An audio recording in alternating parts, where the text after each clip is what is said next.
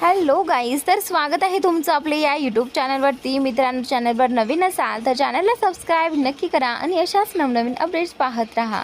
तान्या माहीजवळ गेली. तिच्या हातावर हलकेच आपला हात ठेवत ती म्हणाली, तू मला तुझी मैत्रीण मानतेस ना? मग ही गोष्ट फक्त आपल्यातच ठेव. माही, जर माझं नमनसोबत लग्न झालं नाही तर तो विवान आणि तृप्तीला अनेक वर्षांपूर्वी घडलेलं सगळं सत्य सांगेल. तो त्यांना सांगेल की ते माझे सख्खे भाऊ बहीण नाहीत. केशव, आर्यन हे त्यांचे खरे वडील नाहीत. मग काय होईल हे तुला चांगलंच माहिती आहे. सगळे प्रश्न आईवरच उभे राहतील. मी खूप लहान होते तेव्हा आई आम्हाला सोडून गेली होती. स्मिता आईने मला कधीही विवान आणि तृप्तीपेक्षा कमी प्रेम दिलं नाही. भाऊ सर्वात मोठे असल्यामुळे आई आम्हाला सोडून गेल्याचं दुःख त्यांना आजही विसरता आलेलं नाही. म्हणूनच ते आजही डॅड आणि स्मिता आईशी नीट बोलत नाहीत. माही, प्लीज असं काहीही करू नकोस ज्यामुळे. तान्याचं बोलणं मध्येच थांबवत माही म्हणाली, आणि रुद्रांशचं काय? तान्या, त्यांना तर हेही माहीत नाही की ज्या मुलीसाठी ते इतके तडफडत आहे तीही त्यांच्यासाठी तितकीच तडफडते. रुद्रांशचं नाव ऐकताच तान्या शांत झाली. माहीच्या प्रश्नाचं तिच्याकडे कोणतंच उत्तर नव्हतं. काही क्षण विचारात हरवून ती म्हणाली, काही गोष्टीचं अज्ञानच माणसासाठी चांगलं असतं.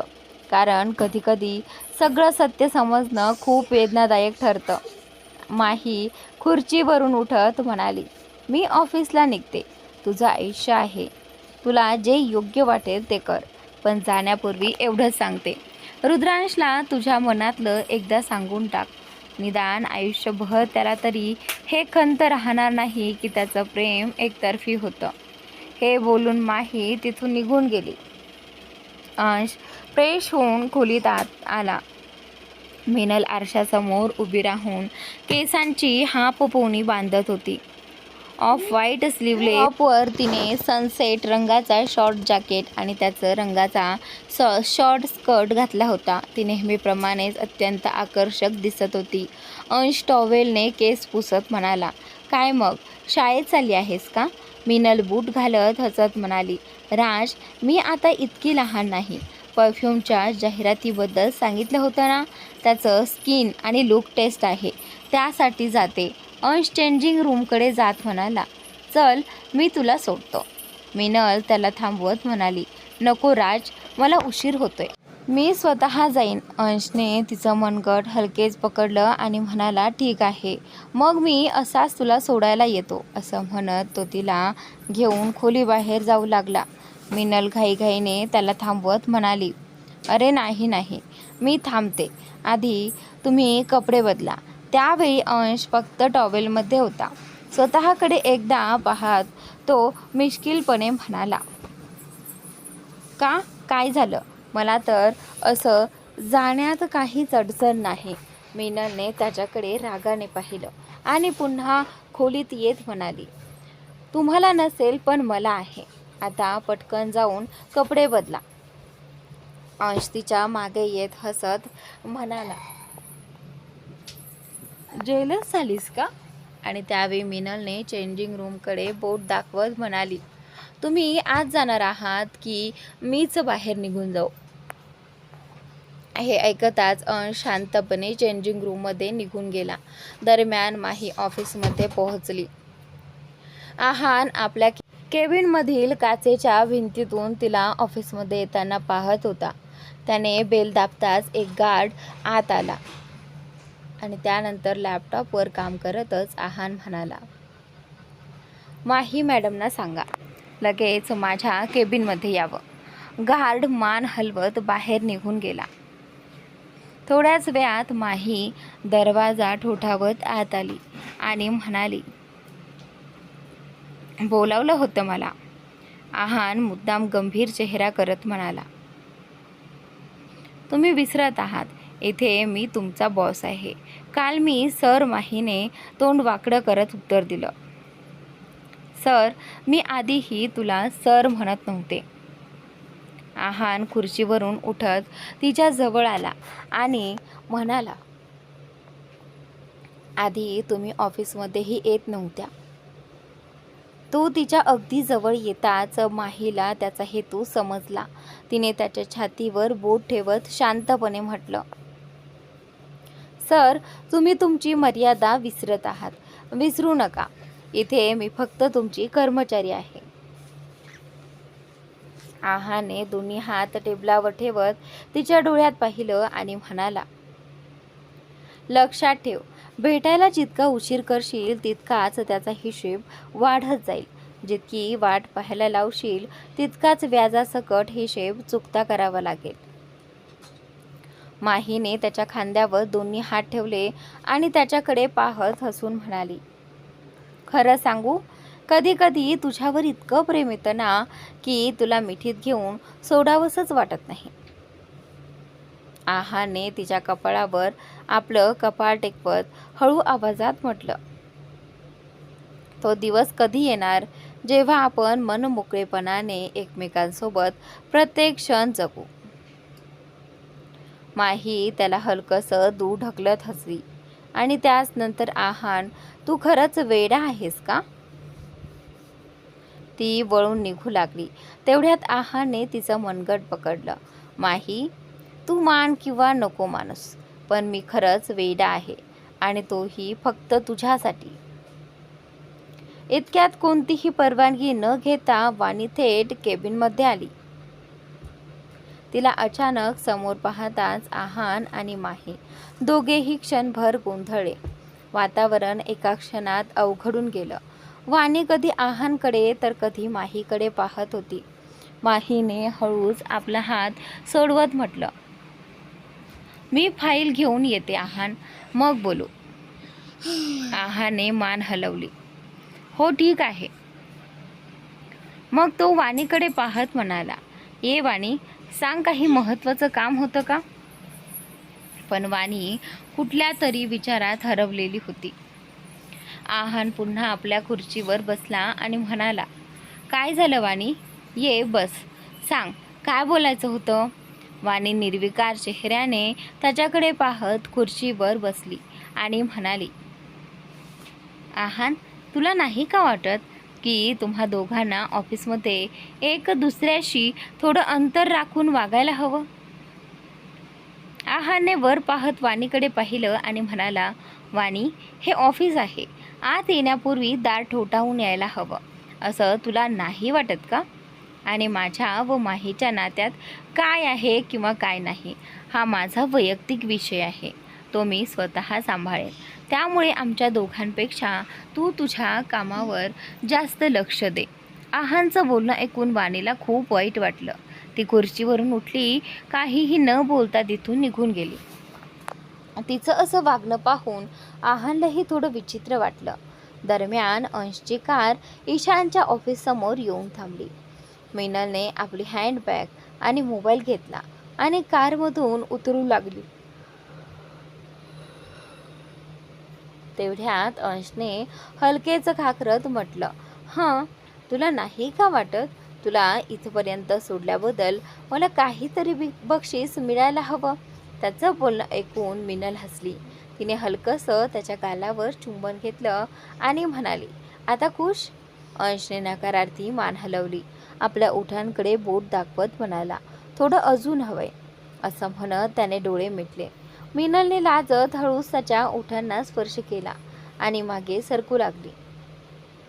पण अंशने तिला जाऊ दिलं नाही. त्याने तिच्या मानेभोवती हात ठेवून तिला जवळच थांबवलं आणि आपल्या मनाप्रमाणे तिचं चुंबन घेतलं. मग हसत म्हणाला, आता बरं वाटतंय, आता दिवसभर निवांत काम करू शकेन. मिनलने त्याच्या छातीवरती हलकासा हात ठेवून स्वतःला दूर केलं आणि कारमधून उतरून ऑफिसकडे निघाली. अंश तिच्याकडे पाहत हसत राहिला. मिनलने स्वतःला सावरलं आणि ऑफिसमध्ये प्रवेश केला. ती आधीच खूप सुंदर दिसत होती. त्यात आज तिने घातलेल्या शॉर्ट स्कर्टमुळे ती एखाद्या बार्बी डॉलसारखीच भासत होती. रिसेप्शनवर जाऊन तिने ईशानबद्दल चौकशी केली.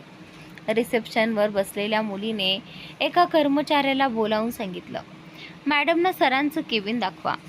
मिनलने आजूबाजूला न पाहता त्या कर्मचाऱ्यांमागे चालायला सुरुवात केली. ती ईशानच्या केबिनकडे जात असताना शेजारच्या केबिनमध्ये बसलेल्या एका मुलाने तिला पाहत रॉनीला विचारलं, अरे रॉनी, ही कोण आहे? रॉनी आणि तिथे बसलेले इतर मुलं तिच्याकडे पाहू लागले. रॉनी म्हणाला, नवीन मॉडेल आहे, ईशानला खूप आवडते.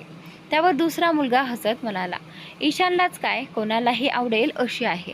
कंपनीच्या सगळ्या प्रायोरिटीज तो एकटाच एन्जॉय करणार आहे का? आणि त्यावेळी त्यांचं बोलणं ऐकून बाकीचे सगळे हसू लागले. मिनलने ईशानच्या केबिनचा दरवाजा ठोठावला. आतून परवानगी मिळताच तिने हळूच दरवाजा उघडून डोकावलं. लॅपटॉपवर काम करत असलेल्या ईशानने वर पाहिलं. दारातून डोकावणारी मिनल दिसताच त्याच्या हृदयाचे ठोके वाढले. काही क्षण तो तिच्याकडे पाहतच राहिला. मिनलने विचारलं, सर, मी आत येऊ का? तिचा गोड आवाज ऐकून ईशान भानावर आला. हो नक्की, आत या, असं म्हणत तो खुर्चीवरून उठला. पण उठताना त्याच्या हाताला टेबलवरील फाईल जी आहे ती लागली आणि ती खाली पडली. फाईलमधले सगळे कागद जमिनीवर विखुरले. मिनल कधी विखुरलेल्या कागदांकडे तर कधी ईशानकडे पाहत होती. आणि त्यानंतर ईशान स्वतःशीच म्हणाला, अरे रे, आणि त्यावेळी पटकन खाली वाकून कागद गोळा करू लागला. मिनलनेही आपली हँडबॅग टेबलावर ठेवली आणि त्याला मदत करू लागली. ईशानने त्याच्या बाजूचे कागद उचलून उभा राहताच मिनलने केस मागे सारले. तिचे केस हलकेच ईशानच्या चेहऱ्याला स्पर्शून गेले. तो पुन्हा काही क्षण तिच्याकडे पाहत राहिला. मिनलने त्याच्यासमोर कागद पुढे करत म्हटलं, हे घ्या. ईशानने तिच्याकडे एक नजर टाकली आणि तिच्या हातातून कागद घेतले. तिच्या स्वभावाने तो पुन्हा एकदा प्रभावित झाला. त्यानंतर त्याने तिला बसण्याचा इशारा करत विचारलं, तुम्ही एवढ्या सकाळी ऑफिसमध्ये? मला वाटलं होतं आज संध्याकाळी पार्टीतच आपली भेट होईल. मिनलने मोबाईलवरील ईमेल दाखवत सांगितलं, लुक टेस्टसाठी आहे. काल संध्याकाळी कंपनीकडून मेल आला होता. ईशान काही क्षण खिडकीबाहेर पाहत राहिला आणि मग म्हणाला, मी तुला पसंत करतो हे माहीत असूनही तू माझ्यासोबत परदेशात जाऊन ही जाहिरात शूट करशील का? तो हे बोलत असतानाच मिनलच्या मोबाईलवर अंशचा फोन येत होता. मिनलने ईशानच्या नकळत अंशला कॉल यू लेटर असा संदेश पाठवला. पण अंश सतत एका मागोमाग एक फोन करत होता. ती आणखी काही लिहिणार इतक्यात ईशान तिच्याकडे वळला आणि म्हणाला, तू अजून उत्तर दिलं नाहीस. तुला याबद्दल काही अडचण आहे का? मिनल भानावर येत म्हणाली, नाही, मला काहीच अडचण नाही. फक्त सगळं कॉन्ट्रॅक्टनुसार व्हायला हवं. ईशानने मान हलवली. त्याच्या चेहऱ्यावर वेगळी चमक होती. मिनलला त्याचं तिच्यावरचं आकर्षण मान्य असल्याचा त्याला आनंद झाला होता. पण ईशानच्या मनात नेमकं काय सुरू आहे याची मिनलला अजिबात कल्पना नव्हती. ती सतत आपल्या मोबाईलकडे पाहत होती. तिची ही दुर्लक्ष करण्याची सवय पुढे किती महागात पडणार आहे याची तिला अजून जाणीव नव्हती. दरम्यान अंश तिला एका मागोमाग एक वेगवेगळ्या डिझायनर कपड्यांचे फोटो पाठवत होता. ईशानने मिनलला वारंवार फोनकडे पाहताना पाहिलं आणि तो म्हणाला, काय झालं, तू खूप व्यस्त आहेस का? आणि त्यावेळी मिनल नकळत होकारार्थी मान हलवत म्हणाली, हो. ते ड्रेस, एवढं बोलून ती थांबली. ईशान तिच्याकडे पाहत म्हणाला, ड्रेस? कोणता ड्रेस? आणि मिनलने पटकन विषय सावरत उत्तर दिलं, हो, आजच्या पार्टीसाठी ड्रेस घ्यायचा आहे. जर तुम्ही हा लुक टेस्ट लवकर करून दिला तर मला वेळेत जाऊन ड्रेस घेता येईल. तिचं बोलणं पूर्ण होण्याआधीच ईशान म्हणाला, चल माझ्यासोबत ये. मिनलला वाटलं की तो तिला लुक टेस्टसाठी घेऊन चालला आहे. त्यामुळे तिने जास्त विचार न करता त्याच्या मागे चालायला सुरुवात केली. थोडं अंतर चालल्यानंतर ती म्हणाली, आपण खूपच दूर जातोय असं नाही ना? अजून किती लांब जायचं आहे. त्यावेळी ईशान हसत म्हणाला, काळजी करू नकोस, एवढ्या गर्दीत तुला पळवून नेणं माझ्यासाठीही अवघड आहे. मिनल घाईघाईने म्हणाली, नाही, माझा तसा अर्थ नव्हता. तेवढ्यात ईशानने एका खोलीचं दार उघडलं आणि तिला आत येण्याचा इशारा करत म्हणाला, तुला जे आवडेल ते निवड. मिनल आत गेली आणि समोरचं दृश्य पाहून थक्क झाली. मोठी प्रशस्त खोली सुंदर आणि महागड्या कपड्यांनी भरलेली होती.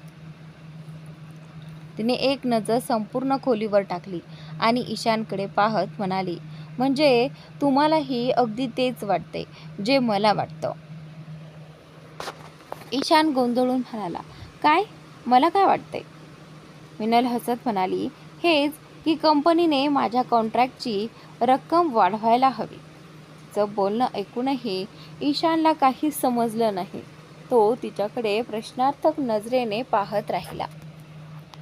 मिनल बाहेर निघत म्हणाली, तुम्हालाही असंच वाटतंय ना की मला इतके कमी पैसे मिळत आहेत की मी स्वतःसाठी एक ड्रेससुद्धा घेऊ शकत नाही.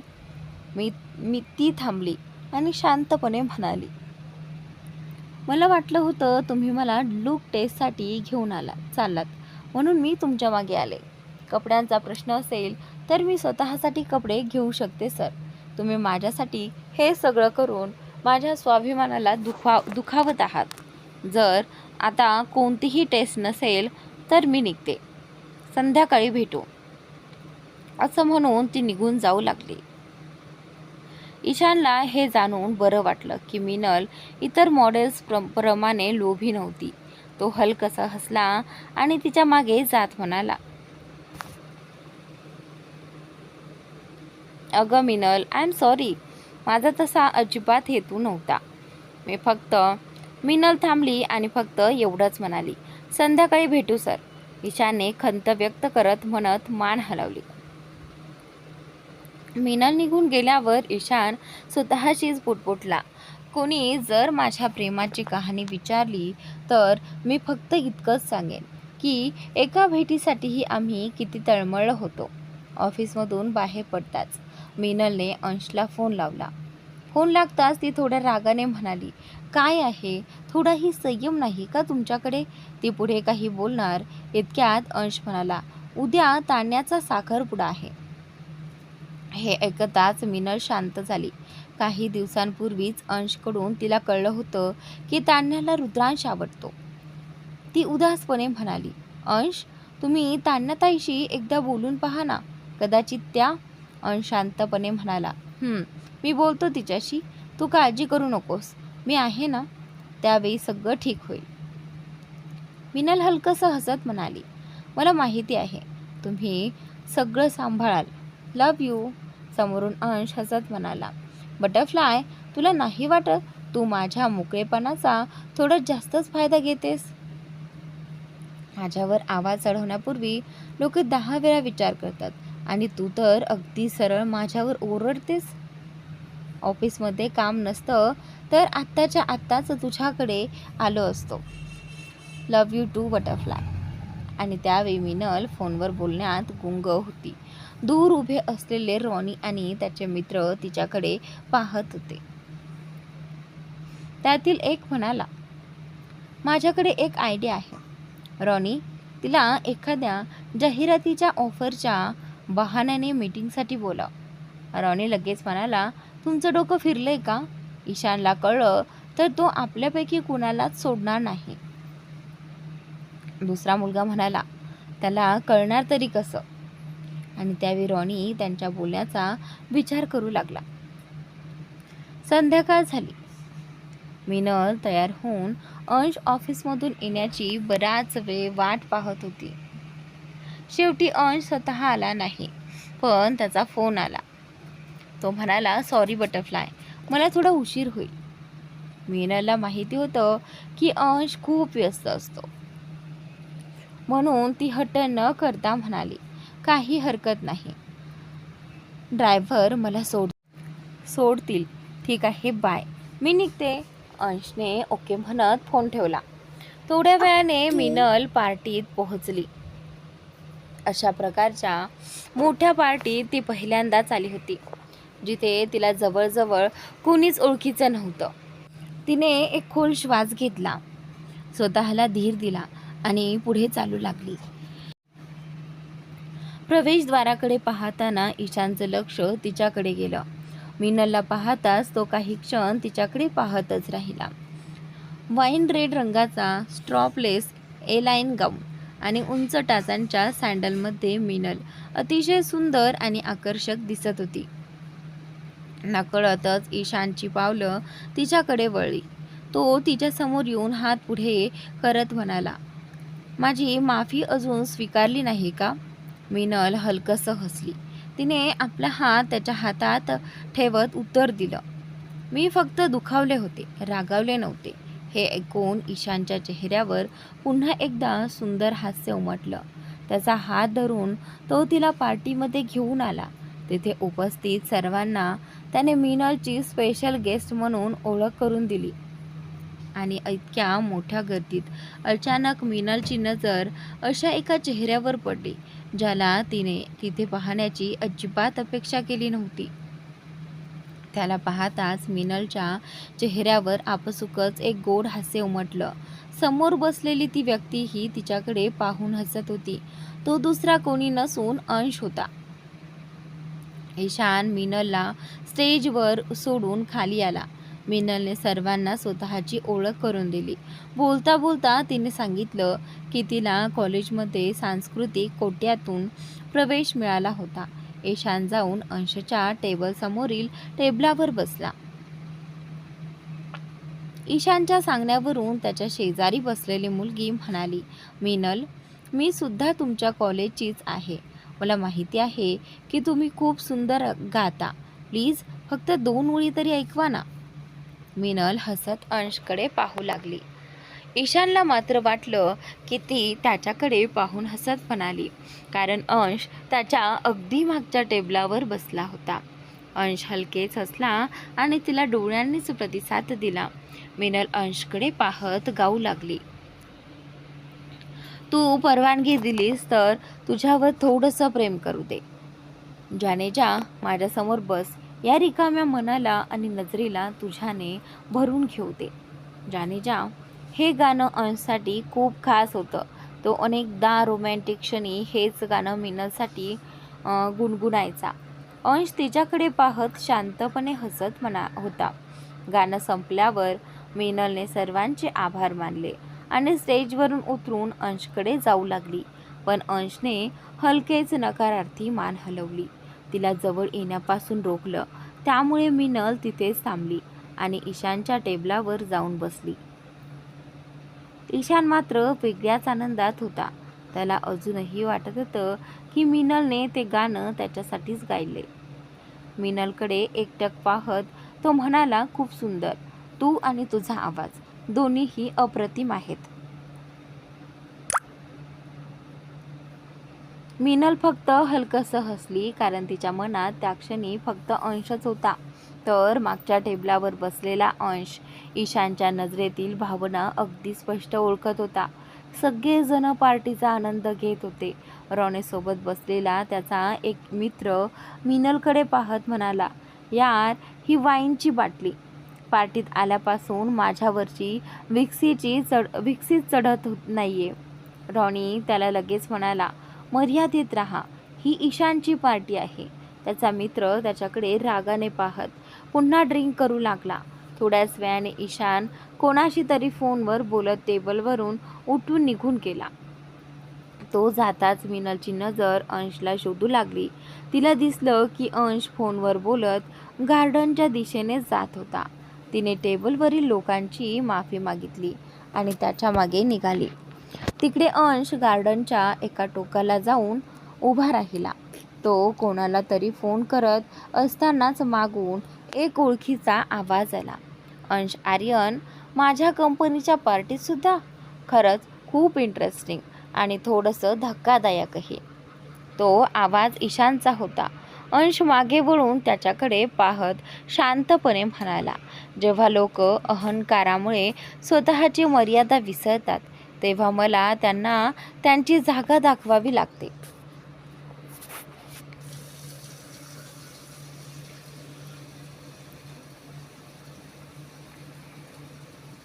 त्याचं बोलणं ऐकून ईशान चिडून म्हणाला, हे तुम्ही नाही, तुमचा अहंकार बोलतोय. अंश हलकसं हसत म्हणाला, तू या इंडस्ट्रीत उडतोयस कारण मी तुला उडू देतोय. तू महत्त्वाकांक्षी आहेस, मेहनती आहेस, म्हणून आजपर्यंत टिकून आहेस. ईशान हसत म्हणाला, आपल्यात मैत्री तर नाही, मग मला इतकं महागडं लिमिटेड एडिशन घड्याळ पाठवण्यामागचा उद्देश काय? अंशचा चेहरा गंभीर झाला. उद्देश अगदी स्पष्ट आहे. तुझा चांगला काळ असेल तर तो जपून ठेव. नव्या लोकांशी नातं फार वैयक्तिक होऊ देऊ नकोस. वैयक्तिक आयुष्यापेक्षा व्यावसायिक आयुष्यावर जास्त लक्ष दिलंस तर तुझ्यासाठी चांगलं होईल. असं म्हणत अंश 2 पावलं पुढे आला. ईशानच्या डोळ्यात डोळे घालून ठाम आवाजात म्हणाला, तिच्यापासून दूर राहा. इतकं बोलून अंश तिथून निघून गेला. ईशान तिथेच उभा राहून अंशच्या त्या शब्दांचा अर्थ समजून घेण्याचा प्रयत्न करू लागला. पार्टीत संगीत बदलल्यामुळे सभोवतालचे दिवे मंद झाले. मिनल अंशला शोधत गार्डनमध्ये आली. अचानक तिची नजर बाजूला उभ्या असलेल्या एका व्यक्तीवर पडली. तिला वाटलं तो अंशच आहे. ती हळूहळू त्याच्याजवळ गेली आणि मागून त्याला मिठी मारत म्हणाली, मला पार्टीत सोडून इथे का आलात? आणि तेव्हा मला जवळ येण्यापासून का थांबवलं? बाहेरच्या दिशेने जात असलेला अंश तिचा आवाज ऐकून तिथेच थांबला. ईशानने तिचा हात धरत तिच्याकडे वळून पाहिलं आणि म्हणाला, मी तुला कधी थांबवलं? थोडं काम होतं म्हणून इथे आलो, तुला सोडून नाही आलो. ईशानचा आवाज ऐकताच मिनल हादरली. जिला ती अंश समजून मिठी मारली होती तो प्रत्यक्षात ईशान होता. मिनल काही समजून घेण्याआधीच ईशानने तिच्या कमरेवर हात ठेवत तिला स्वतःजवळ ओढलं आणि म्हणाला, पहिल्याच नजरेत मी तुझ्या प्रेमात पडलो आहे. I love. आणि त्यावेळी तो पुढे काही बोलणार इतक्या मिनलने त्याला जोरात दूर ढकललं आणि ठामपणे म्हणाले, नाही, हे चुकीचं आहे. ईशान गोंधळून म्हणाला, काय काय चुकीचं आहे मिनल? आणि त्यावेळी तो तिच्याकडे हात पुढे करताच मिनल 2 पावलं मागे सरकली आणि म्हणाली, आय एम सॉरी. माझ्याकडून चुकून. मला वाटलं. I am sorry. सॉरी असं म्हणत मिनल तिथून धावतच बाहेर निघून गेली. मिनलला एकटीला बाहेर धावत जाताना पाहून अंश तिच्या मागे गेला. ईशानही मिनलच्या मागे निघाला. मिनल धावत जाऊन थेट तिच्या कारमध्ये बसली आणि ड्रायव्हरला म्हणाली, मला घरी जायचं आहे, कृपया लवकर गाडी चालवा. ड्रायव्हरनेही क्षणाचाही विलंब न करता कार सुरू केली.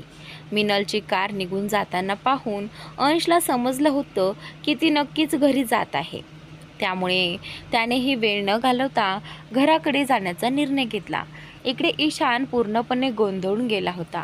एकीकडे अंशचं बोलणं आणि दुसरीकडे मिनलची अशी प्रतिक्रिया. त्याला काहीच समजत नव्हतं. दरम्यान वंश नित्याची वाट पाहत विक्रांतच्या मांडीवरच झोपून गेला. नित्या बाथरूममध्ये जाऊन बराच वेळ झाला होता. विक्रांतने वंशला बेडवर झोपवलं आणि बाथरूमच्या दरवाजावर टकटक करत म्हणाला, नित्या तुम्ही ठीक आहात ना? काही अडचण असेल तर मला सांगू शकता. आतून नित्या घाबरलेल्या आवाजात म्हणाली, नाही, मी ठीक आहे, आत्ता येते.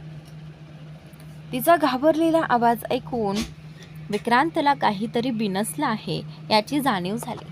तो पुन्हा म्हणाला, वंश झोपला आहे, काही समस्या असेल तर मला नक्की सांगा. नित्याने काहीच उत्तर दिलं नाही. विक्रांत काही क्षण थांबला आणि पुन्हा दरवाजावर टकटक करून म्हणाला, नित्या तुम्ही बाहेर येत नसाल तर मी लॉक उघडून आत येतो. त्यावेळी इतक्यात लॉक उघडल्याचा आवाज आला. लॉक उघडल्याचं पाहून विक्रांत मागे वळला, पण नित्या अजूनही बाहेर आली नव्हती. तो थांबला. हळूच दरवाजा उघडून आत डोकावला. नित्या डोकं खाली घालून पूर्ण भिजलेल्या अवस्थेत भिंतीला टेकून उभी होती. विक्रांत तिच्या जवळ जाऊन शांतपणे म्हणाला, आणि त्यावेळी आता खरं सांगायचं काय झालं आहे. नित्याने त्याच्याकडे पाहिलं आणि हळूच मागे वळली. तिच्या पाठीवरून रक्त वाहत होतं. हे पाहून विक्रांत घाबरत म्हणाला, हे कसं झालं? नित्या खिन्नपणे म्हणाली, माझ्या ड्रेसमध्ये सेफ्टी पिन अडकली होती.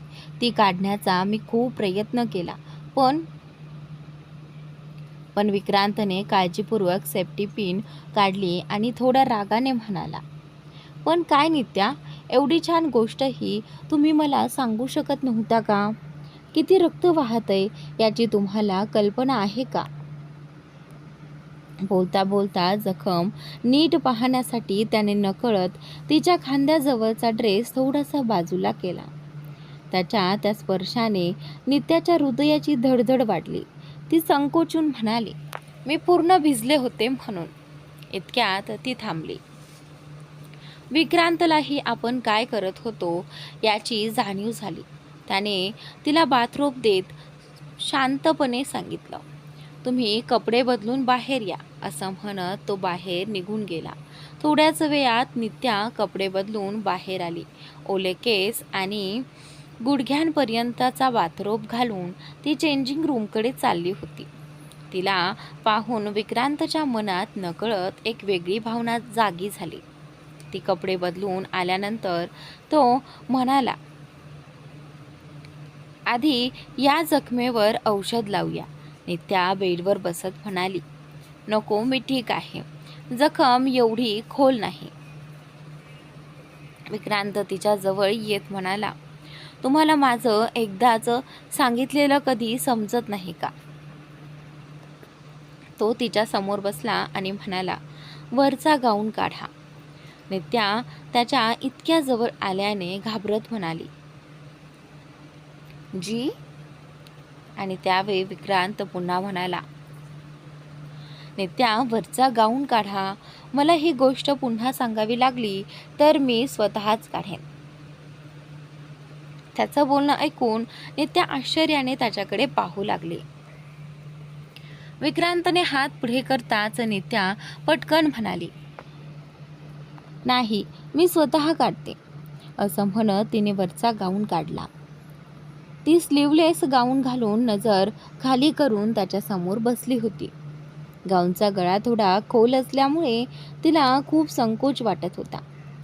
विक्रांत तिच्या जवळ झुकला आणि अतिशय काळजीपूर्वक तिच्या जखमेवर औषध लावू लागला. त्याच्या स्पर्शाने नित्याने लाजत आपला चेहरा दुसऱ्या बाजूला वळवला.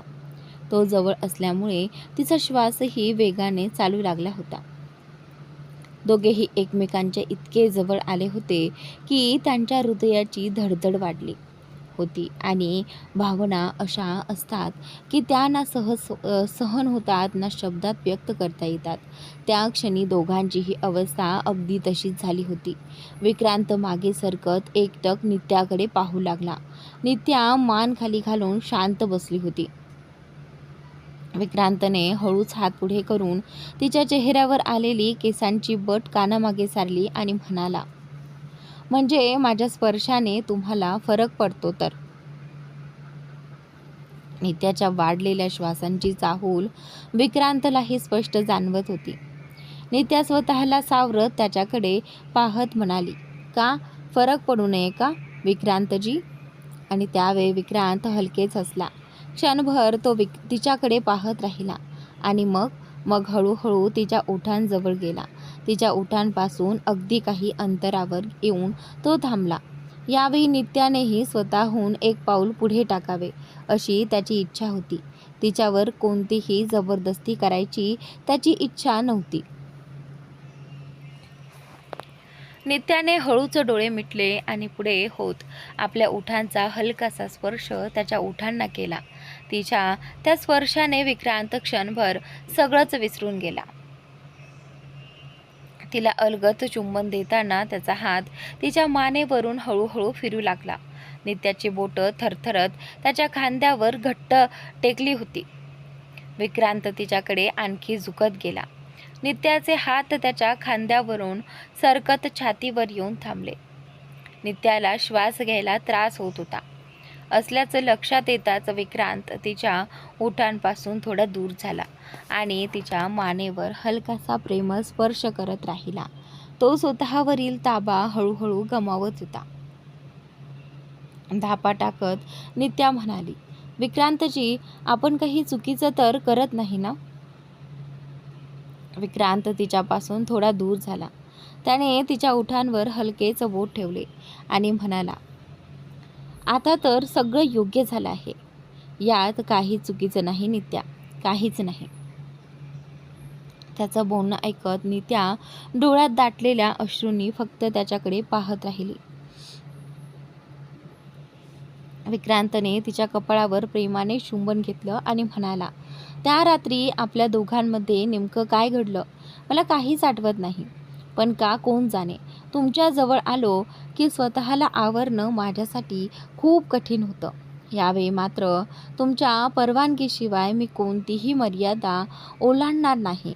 हळूहळू का होईना पण तुम्ही आपल्या नात्याचा स्वीकार करत आहात हे मला खूप आनंद देणारं आहे. त्याचं बोलणं ऐकून नित्या लाजत असली आणि पुन्हा मान खाली घातली.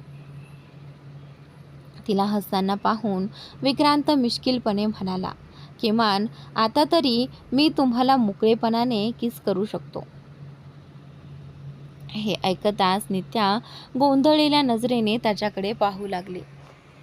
विक्रांत हसत म्हणाला, काय तुम्ही माझ्याकडे असं का पाहताय? मी तर थांबलो होतो. पुढे येऊन तुम्हीच मला परवानगी दिलीत.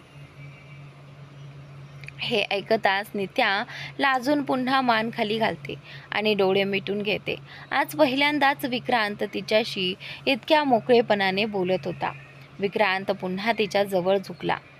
तिच्या ओठांना हलकासा स्पर्श करत तो म्हणाला, थँक्यू नित्या, आणि हो, तुम्ही खूप दमल्या असाल. एक छोटीशी पिन काढण्यासाठी इतकी मेहनत घेतलीत ना? आणि त्यावेळी हे ऐकून नित्या त्याच्याकडे पाहते आणि दोघेही एकमेकांकडे पाहून हसू लागतात. इतक्यात नित्याचा फोन वाजला. तिने स्क्रीनकडे पाहिलं तर हॉस्पिटलमधून कॉल आला होता. तिने लगेच फोन उचलला.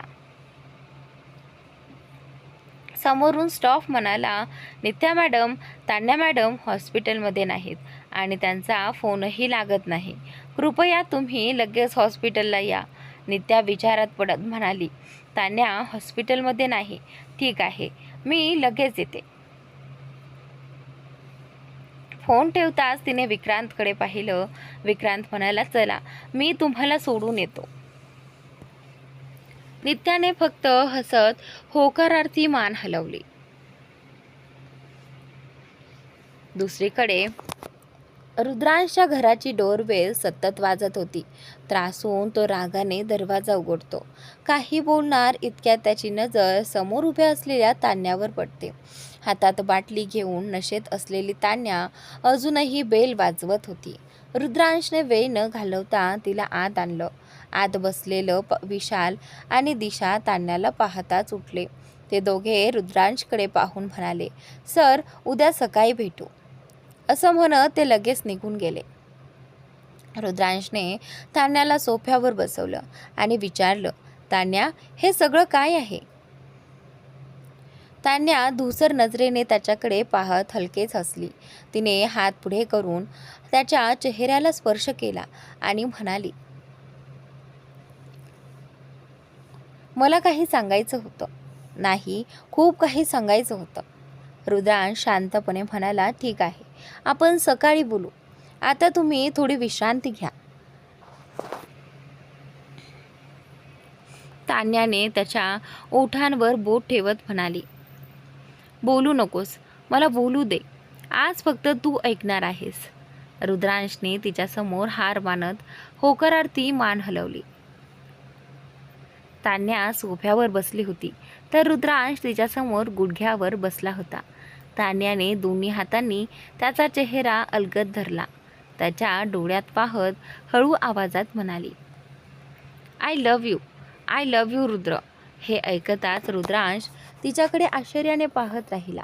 तान्या पुढे म्हणाली, मला माहिती आहे, या नात्याला कोणतंच भविष्य नाही. पण प्रेम फक्त तुझ्यावरच आहे.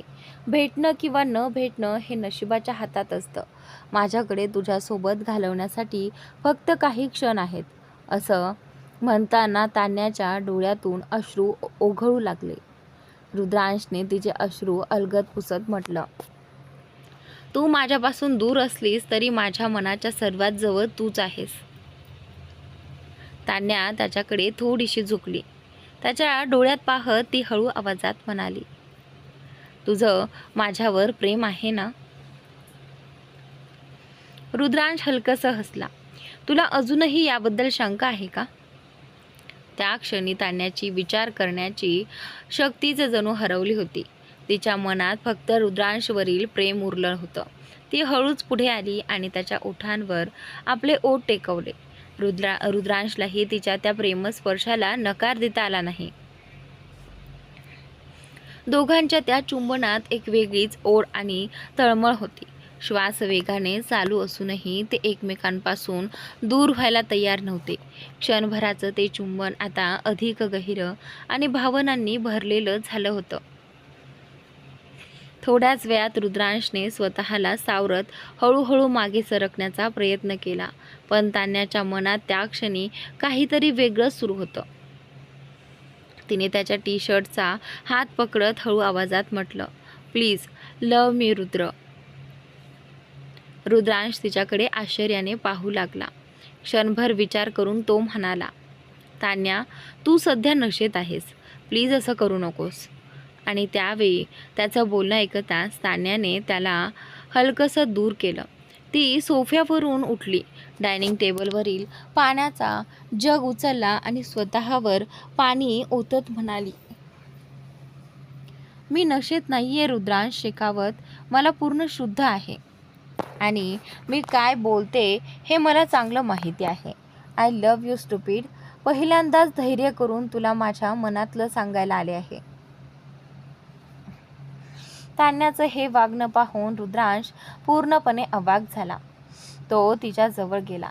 तिचा हात अलगद धरत म्हणाला, मला माहिती आहे की तू मनापासून बोलते आहेस आणि आय लव्ह यू टू. पण तू हे सगळं काय करते आहेस? AC सुरू आहे, तुला थंडी वाजेल. तू आधी फ्रेश हो, मी तुझे कपडे घेऊन येतो.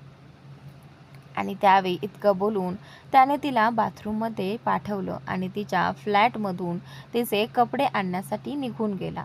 काही वेळाने रुद्रांश तिचे कपडे घेऊन परत आला. आत येताच त्याने पाहिलं की तान्या त्याचा शर्ट घालून डायनिंग टेबलजवळ बसली होती आणि हातातला ड्रिंक शांतपणे पित होती. तिला त्या अवस्थेत पाहून रुद्रांश क्षणभर स्तब्ध झाला. ती खूपच आकर्षक दिसत होती. त्याला काही सुचत नव्हतं. तान्या सतत त्याच्या जवळ येण्याचा प्रयत्न करत होती, पण तिच्या नशेचा गैरफायदा घेणं त्याला मान्य नव्हतं. तो तिच्यावर मनापासून प्रेम करत होता. तान्याने ज्या क्षणाची इच्छा व्यक्त केली होती तो क्षण दोघांसाठीही खास आणि योग्य वेळीच यावा अशी त्याची इच्छा होती. क्षणभर विचार करून रुद्रांशने टेबलावर वाईनचे 2 ग्लास ठेवले आणि हसत म्हणाला, सोबत बसून पिऊया, बरं वाटेल. आणि त्यावेळी तान्याने त्याच्याकडे एक कटाक्ष टाकला. ती टेबलवरून खाली उतरली, त्याच्या अगदी जवळ आली आणि हलक्या हाताने त्याच्या खांद्यावरून हात फिरवू लागली. रुद्रांशने तिचा हात अलगद धरला आणि म्हणाला, एक ड्रिंक मलाही करू दे.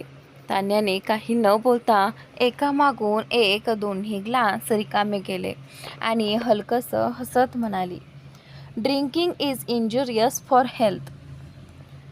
ती दोन्ही ग्लास संपवताना पाहून रुद्रांशने सुटकेचा निश्वास टाकला, कारण त्या 2 ग्लासांपैकी एका ग्लासमध्ये त्याने झोपेचं औषध मिसळलं होतं.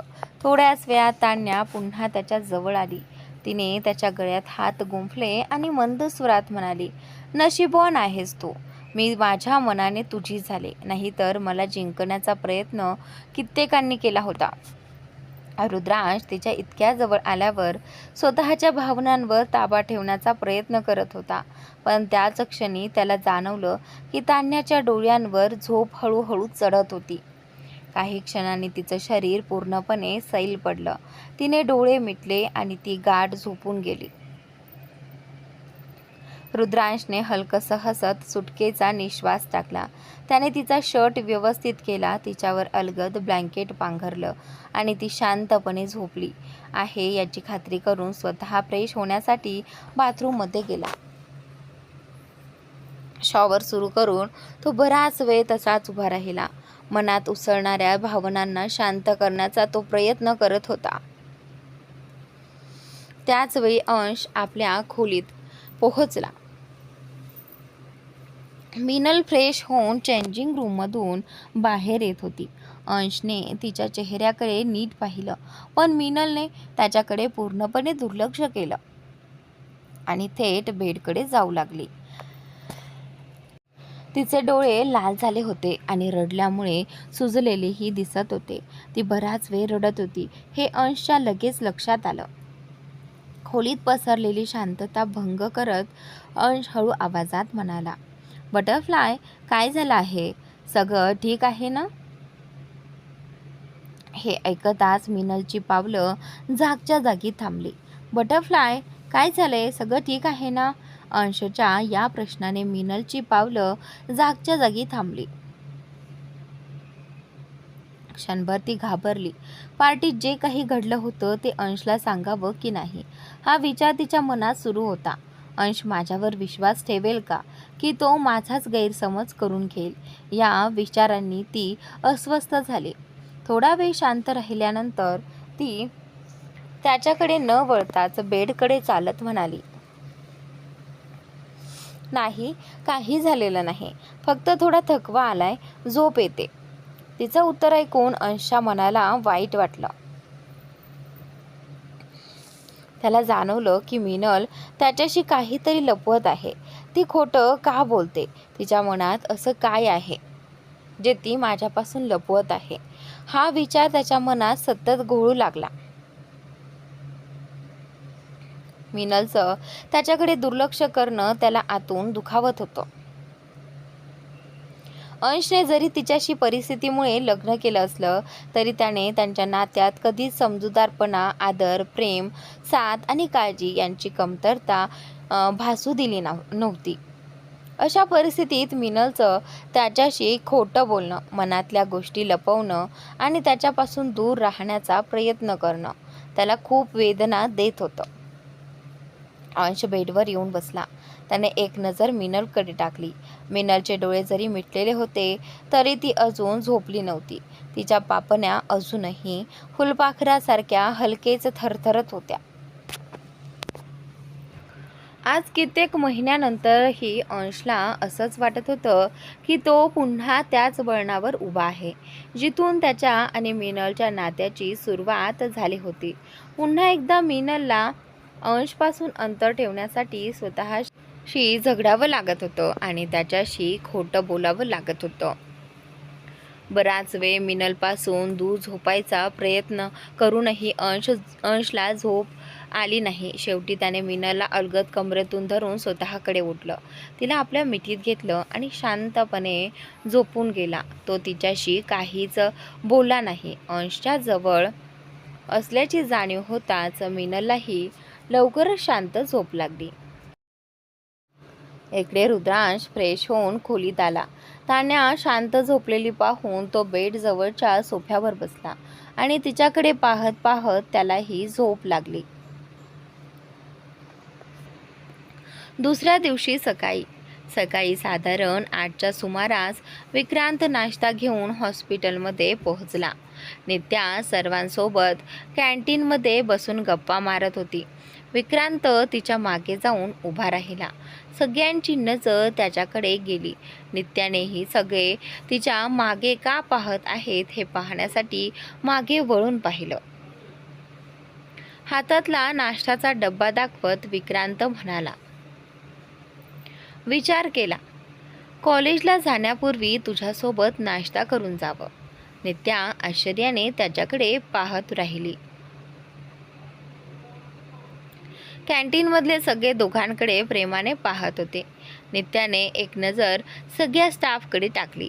विक्रांतने तिचा हात धरला आणि तिला आपल्यासोबत तिच्या केबिनमध्ये घेऊन गेला. दोघे केबिनमध्ये बसून निवांत नाश्ता करू लागले. नित्या म्हणाली, विक्रांतजी, हे सगळं करण्याची खरंच गरज नाही. तिचं बोलणं पूर्ण होण्याआधीच विक्रांत हसत म्हणाला, नाही, हे सगळं करण्यामागे एक कारण आहे. आई वंशला शाळेत सोडून आली आहे आणि तिचं त्याला परत घेऊनही येणार आहे. म्हणजे आज दिवसभर तुम्ही मोकळ्या असणार. आता बघा, मी तुमच्यासाठी नाश्ता आणला आहे. त्याच्या बदल्यात तुम्ही माझ्यासाठी दुपारचं जेवण घेऊन कॉलेजमध्ये यायचं. नित्या आश्चर्याने म्हणाली, मी आणि तेही तुमच्या कॉलेजमध्ये? हे जरा जास्त नाही का? पुन्हा तिचं वाक्य मध्ये सोडत विक्रांत म्हणाला, अजिबात नाही. उलट तुम्ही माझ्यासाठी डब्बा घेऊन आलात तर मला खूप छान वाटेल. इतकं बोलून त्याने नित्याच्या गालावर हलकंसं चुंबन घेतलं, तिला बाय म्हटलं आणि तिथून निघून गेला. विक्रांत गेल्यावर नित्या केबिनमध्ये उभी राहून नकळत हसली. इकडे रुद्रांशची झोप तान्याच्या आधीच उघडली. तो फ्रेश होऊन आला. तान्याचे कपडे आणि लिंबू पाणी बेडजवळ ठेवत हळूच म्हणाला, तुला सोडून जावंसं अजिबात वाटत नाही, पण तुझ्यासाठी हा क्षण आयुष्यभर जपून ठेवण्याची तयारी करायलाही हवी. असं म्हणत त्याने तिला फ्लाइंग किस दिला आणि तो निघून गेला. अंशची झोप उघडली तेव्हा त्याला स्वतःला बेडवर एकटंच आढळलं. आज पहिल्यांदाच मिनल त्याच्या आधी उठली होती. तो उठून संपूर्ण खोलीत तिला शोधू लागला, पण ती कुठेच दिसली नाही. मिनलच्या मनात नेमकं काय सुरू आहे हे अंशला काही समजत नव्हतं. खाली संपूर्ण घरात तान्याच्या साखरपुड्याची तयारी सुरू होती. अंशने नोकराला मिनलबद्दल विचारलं, पण घरात कुणालाच तिचा काही पत्ता नव्हता. तो पुन्हा खोलीत आला आणि मिनलला फोन लावला. तिचा फोन मात्र खोलीतच पडला होता. फोन हातात घेतल्यावर त्याला ईशानच्या कंपनीकडून नव्या जाहिरातीसाठी मीटिंगचा मेसेज दिसला. ती मीटिंग दुसऱ्या दिवशी होती, पण सध्या अंशला फक्त मिनल त्याच्यासमोर हवी होती. फोन घरातच राहिला आहे हे लक्षात येताच अंश धावतच टेरेसवर गेला. टेरेसवर कुणीतरी हुंदके देत रडत असल्याचा आवाज येत होता. तो आवाज मिनलचाच आहे हे अंशला ओळखायला वेळ लागला नाही. आवाजाचा माग काढत तो एका कोपऱ्यात पोहोचला. तिथे मिनल गुडघे छातीशी आवळून डोकं खाली घालून हुमसून रडत बसली होती. मिनलला अशा अवस्थेत पाहून अंशचं मन अक्षरशः तुटलं. त्याच्या छातीत एक विचित्र अस्वस्थता दाटून आली. तो तिच्या जवळ गेला. कोणताही प्रश्न न विचारता तिला अलगद उचलून आपल्या कुशीत घेतलं आणि थेट खोलीत घेऊन आला. मिनलने वर पाहून एकदा अंशकडे पाहिलं आणि घाईघाईने डोळ्यातले अश्रू पोचू लागले.